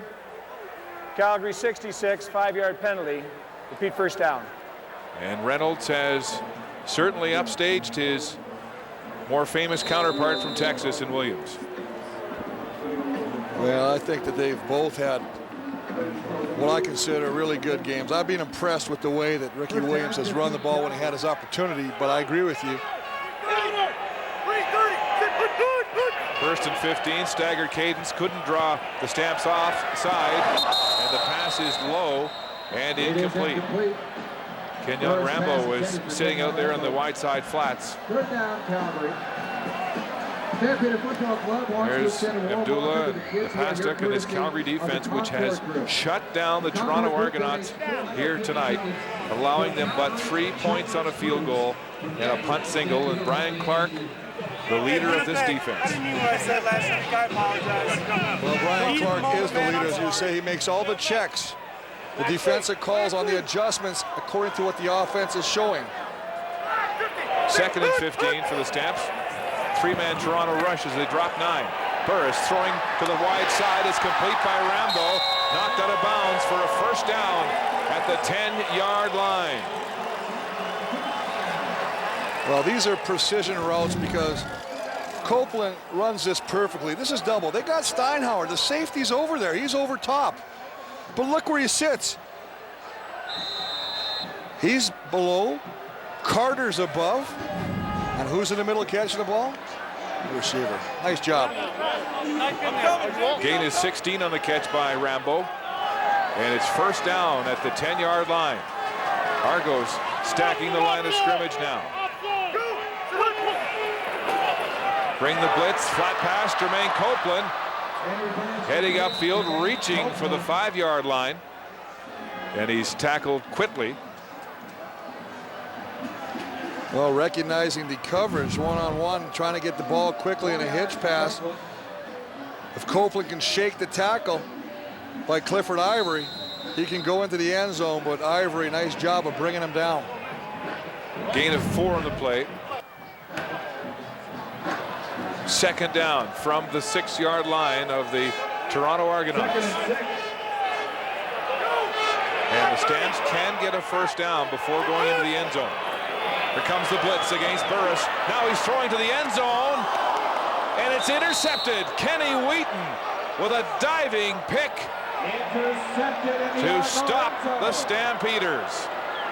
Well, Toronto with its league-leading 25th interception, probably the only positive of this game for them.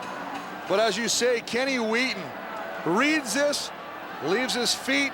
Whoa, that ball touched the field. I thought that was a pretty nice effort. And there is a challenge now being thrown by the Stampeder bench. But good eyes, Mark. You don't need glasses, because that indeed did hit the ground.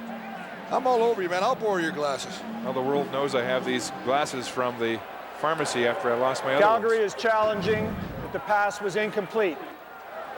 This could well be overturned. I think it will be overturned. I think you called it right. We saw that other angle. The ball definitely did look like it hit the ground. It was trapped by Kenny Wheaton. Good challenge by Tom Higgins. At this point, it is the first turnover given up by Calgary, but it is now being reviewed. Take another look, and it looks like initially he has it. Ball hit the turf. This will not count. I really think that Ron Johnson really did a nice job of grabbing the inside arm and not allowing Wheaton to squeeze that ball. It definitely looked like it hit the ground. Great replays. Again, we get to see these, Mark. The people at home don't get to see them. They don't show them on the video, or the people at home see them, but they don't show them on the Jumbotron here. See the head coaches here, Pinball and Tom Higgins. But the interesting matchup tonight in terms of the chess game and the magic of minds has been between Steve Barato on offense for Calgary and Rich Stubler, the defensive coordinator for Toronto. Both, league leaders really in their field. And Barato has used again multiple formations, misdirection plays to keep Toronto's veteran defense off balance, and has produced 29 points so far. We've seen, we've got 50's little time left on the challenge, but we've seen the bunch formation. We talked about that. One time they throw out of it, the next time they run weak side on it. It's all called key breakers. You mentioned it earlier. 10 plays, different variations, exactly what it is. On review, the pass was incomplete. It becomes third down. Third down, Calgary. So no turnover by the Argos. Pinball accepting the reversal, and it'll be third down, Calgary. What a great call by you. I won't be arguing with you anymore. I'll tell you, I don't know what to do but all this flattery from the booth tonight. Well, it is your first game back after being on the injured list. 6 weeks with the knee surgery. And maybe next week will be a different story. I was definitely missing you guys, so right now it's all love and kisses. Next week it's back to normal. 13-yard field goal attempt here. The 6th of the game for Sandro DeAngelis. Casey, hold your water.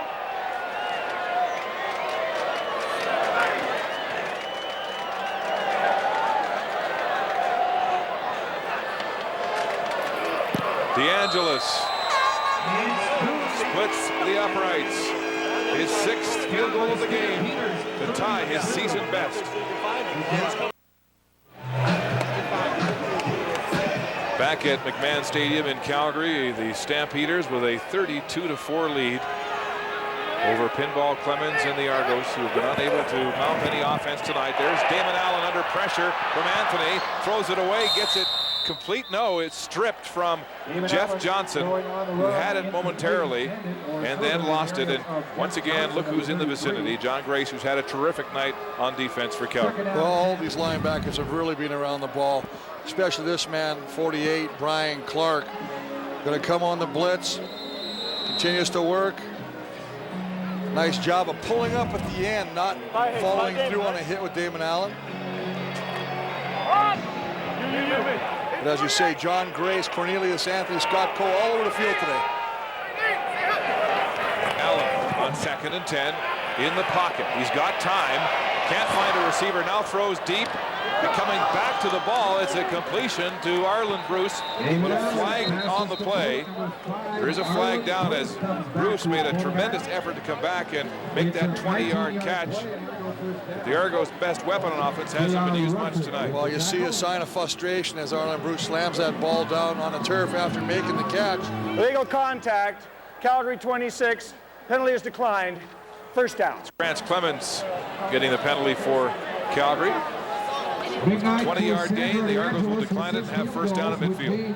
I believe that might be the longest gain passing. I believe it was 18 yards to Brian Crawford in the first half. Now that's 20, so the longest gain by Damon Allen this evening. Adam Rita, the Argo GM, and the interim offensive coordinator, frustrated tonight. There's Stokes with a high percentage catch, and he hustles right to the first down marker at the 45. 3:20 and counting. Carpenter and Rita discuss what's happened tonight. An offense that has been unable to score a touchdown now in 2 games. And they came out running the ball very effectively.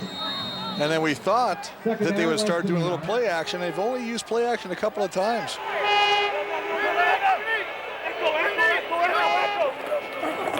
Allen handing off to Jeff Johnson, and Johnson fights his way upfield for a gain of 3 and a Toronto first down. The 3-minute warning has been given to the benches with 2:54 to go in the football game.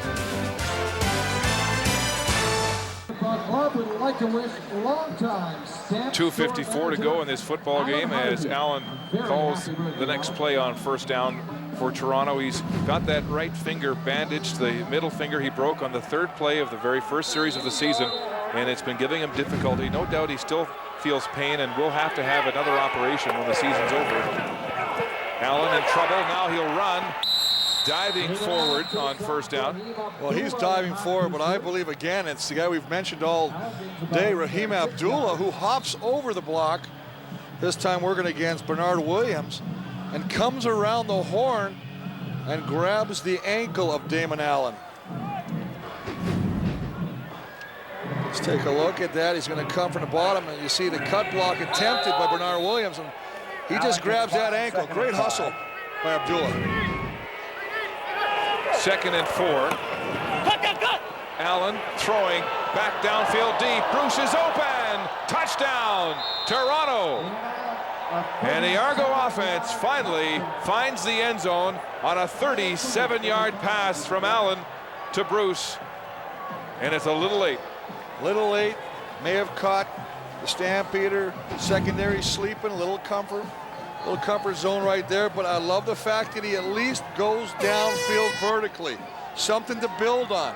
Something to look at for the rematch next week. 37-yard completion, really the first bomb he's completed tonight. The next longest completion was 20 yards. But Arlen Bruce has the touchdown, the only Argo touchdown of the game, and his 6th of the season. Point after from Prefontaine is good. The Argos have something to celebrate here late. Arlen Bruce frustrated more than anything else, even after catching that touchdown pass. Well, he's a confident receiver, Mark, and he believes that nobody can cover him one-on-one. We're going to take a look at the last play. Good protection. He just runs away. Chapman slips on the coverage. He gets behind him. It's an easy touchdown. Watch him spike the ball, but he walked over. We saw him talking to the coach, and he just said, I don't want to talk. He believes he's open, and he needs the ball thrown to him a little bit more than it was this afternoon. Yeah, the coaches had to calm him down a little bit. You know, he plays the game like a prize fighter. Very proud.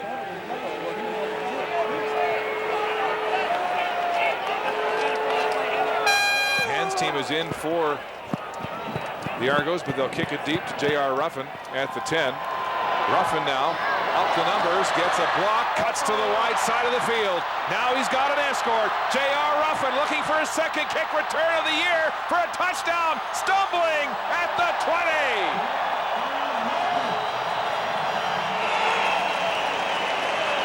Mark, great special teams. We haven't really talked about him today. Craig Dickinson does an excellent job with the Stampeders special teams unit. J.R. Ruffin, as you say, has broke one already for a touchdown earlier this year. Look at him set up the blocks. A little hesitation. Then he breaks it across field. Guys are hustling. Nick Lewis is out there getting a block. Everybody's working to try and spring Ruffin. Chris, 81 yards on the return by J.R. Ruffin. Craig Dickinson, the special teams guru. Remember, last year it was Livingston returning 2 for touchdowns for the Argos, and this year the tables have turned in special teams as Danny McManus comes into the game to mop up for Henry Burris, pitching to Wes Cates. Cates diving across the 15-yard line.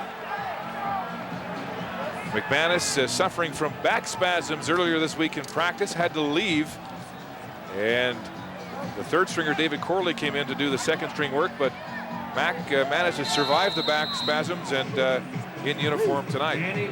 Well, we take a look at Henry Burris' number for the evening, 16 to 28. No touchdowns, no interceptions. Did a nice job of moving the football around, though. It was interesting as we talk about Danny Mac. He said he was just doing easy ups, just little light throws, and his back seized. And all his teammates said, you know you're old when you start pulling your back, just doing easy ups. Hand off to the goal line. Wes Cates is pushed out of bounds at the 1-yard line. Getting some touches here late for Joffrey Reynolds, the rookie Wes Cates out of California. I also thought it was funny when Danny was talking about the fact that he came in to mop up last week against Winnipeg. And he said he just wanted to hand the ball off. I don't want to get hit. Wes Cates on the field, Joffrey Reynolds on the sidelines. 2 touchdowns tonight, more than 160 yards of offense from the Houston grad, and a big smile indeed. Making a good case for outstanding player nominee for Calgary. First and goal from the 1. It's Wes Cates carrying. Touchdown.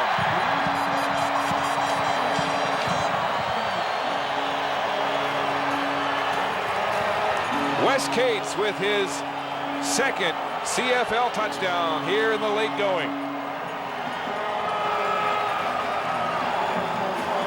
The running back stealing the show tonight for Calgary. Well, after Arlen Bruce gives a little life to the Argos with a 37-yard touchdown, J.R. Ruffin on a huge return, 81 yards later.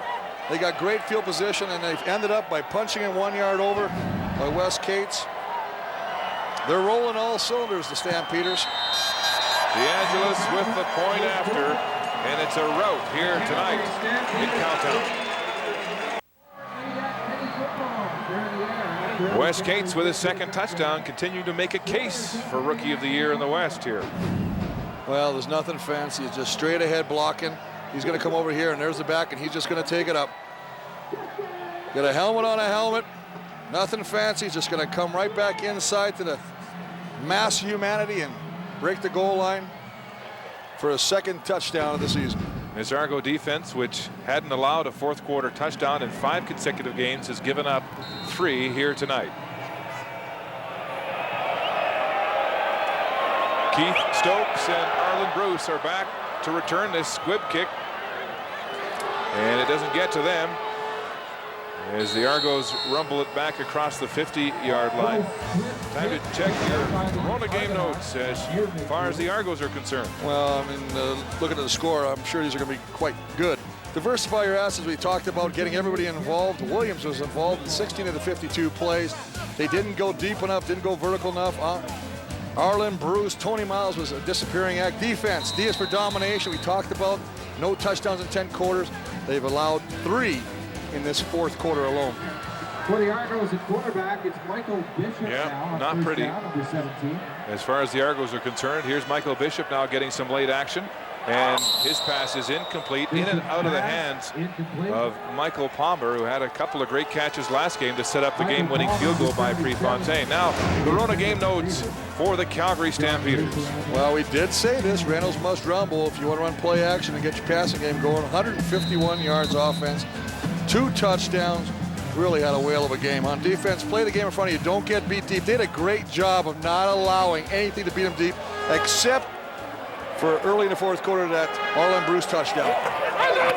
Bishop again in the pocket. High jump ball caught by Tony Miles. And that's his first catch of the football game. Again, illustrating the illnesses on this Argo offense and not being able to get their big players into the game. And Denny Crean has had a say in that, I guess, on the defensive side of the ball. The defensive coordinator made some big changes at midseason, dropping linebacker George White. Andre Talbot now with a catch on the wide side. He's wrestled down close to a first down as the Stampeders back off in that prevent defense. Well, round 1 goes to Denny Crehan. Round 2 next week. How about DeAngelis, though? 6 for 6 today of field goals. 11 for his last 11. He kicked 5 for 5 last week. Is this a candidate for maybe Canadian of the year? What an outstanding year. Incomplete pass in and out of the hands. A high pass to Tony Miles. And he's hammered by J.R. Ruffin. Joffrey Reynolds is the CFL rushing leader, surpassing Charles Roberts and adding to his margin here tonight. And upstaging the man he has admired in his football career, NFLer Ricky Williams, back in action after missing 8 weeks with that broken arm. We must say that we have seen vintage Ricky. He has run hard tonight when he has run the football. That's the positive sign for that offense if they want to run the ball. He ran hard. I think the concerns are they're not throwing the ball very well. That's the problem. As Damon Allen struggled through the air for the 2nd consecutive game, going back to that 11-9 win over the Tiger Cats, and his numbers very low, 172. Dare I ask, does he miss Ken Austin? That's a good question. Bishop rolling now under pressure, throws to Talbot. He has the catch for a first down, and that is a good question because even Pinball was saying yesterday that Ken Austin changed Damon as a quarterback after the age of 40, made him a better quarterback at reading, and now calling his own plays, he's better at doing that as well. Remember this too, this offense at the end was averaging 31 points a game. Damon Allen was most outstanding player in the league last year. How has the wheels fallen off this cart so fast the last 2 weeks? Well, it's a difference in philosophy too, because Ken Austin didn't want to run the ball as much as Adam Rita and the Argos did. And that was mainly the reason. There's a corner pass to Arlen Bruce. He's wide open. Touchdown. Arlen Bruce with back-to-back touchdowns. Well, he just turned the defenders around. That's the 2nd time. And he's working against, I believe it was Ruffin or Williams taking that look. He's so wide open. I saw 2 guys chasing him. There's some shadows there in the picture. Arlen Bruce with a 25-yard scoring catch. And academic for him and the Argos in the final minute of this football game. And Michael Bishop with his 2nd touchdown pass. His short term with the Argos, and there's some bad blood late going here as Abdullah is shepherded away from confrontation. Well, Michael Bishop has got a strong arm. Got to give the offense credit for staying in the game. Good job of providing protection. Nice rainbow arc pass. But the thing you don't see is how badly Arlen Bruce beat Ruffin and Young to the inside. As he broke it to the outside of the end zone, he was wide open. Well, Pinball and Bruce talking strategy. The Argos already thinking ahead to next week and the rematch back at the Rogers Center. And a lot of talk here too that the Argos were getting Ricky Williams involved and maybe bringing back John Avery next week and having both Williams and Avery in the backfield at the same time as the Stampeder quarterbacks enjoy a few laughs. I'll talk to him. 39 seconds left. We'll take a look at Ricky Williams.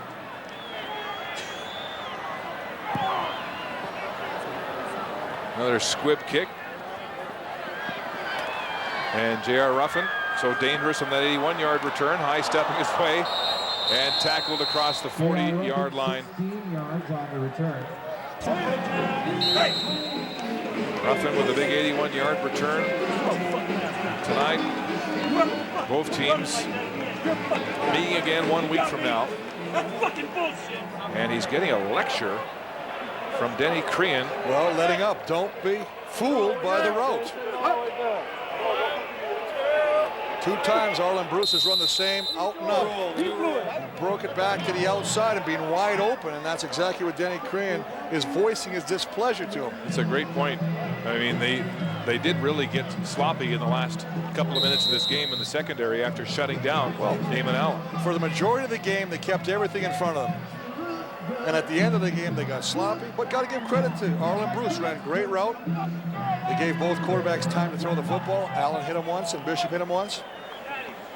Something to build on for next week. Final seconds. Clock hits 5. And the play clock ticked to 0.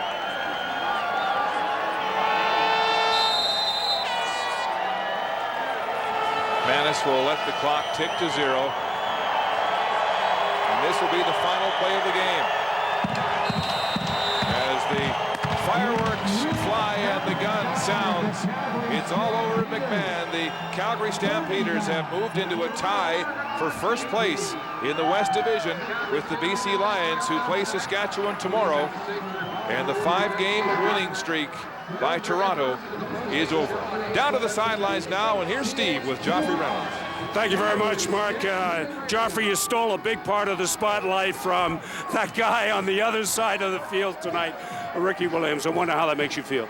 It just makes me feel good that that our team was able to come out in the second half and just put some drives together. The defense, held them to virtually, really nothing until the end of the game. So that was just big for us, just to get this win and just to try to keep that push towards number 1 in the West. I thought the big play for you and the Stampeders offense came in the third quarter. It looked like a sort of a harmless play, but you made a lot out of it.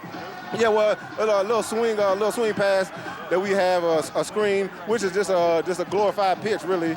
And I was able to make some people miss and had some blocks downfield, which got us down there to get our first touchdown. So again, it's just against these guys, they play good defense. They try not to let you get in the end zone, and we was able to have some big plays to get us in there. Joffrey, what kind of message does this send to the Argos for the rematch next week? It's just basically, we got to come with our A game. We're at their home. They're trying to stay in first place ahead of Montreal. Montreal has a big game, so we're going to have to come with our A game, because you best believe that, with Ricky Williams and Damon Allen, they're going to come with their A game next week. Joffrey, thanks for this. Congratulations. Thank you. Mark? Thank you, Steve. Joffrey Reynolds with 2 touchdowns tonight, 151 yards offense, and the Calgary Stampeders dominate the Toronto Argonauts.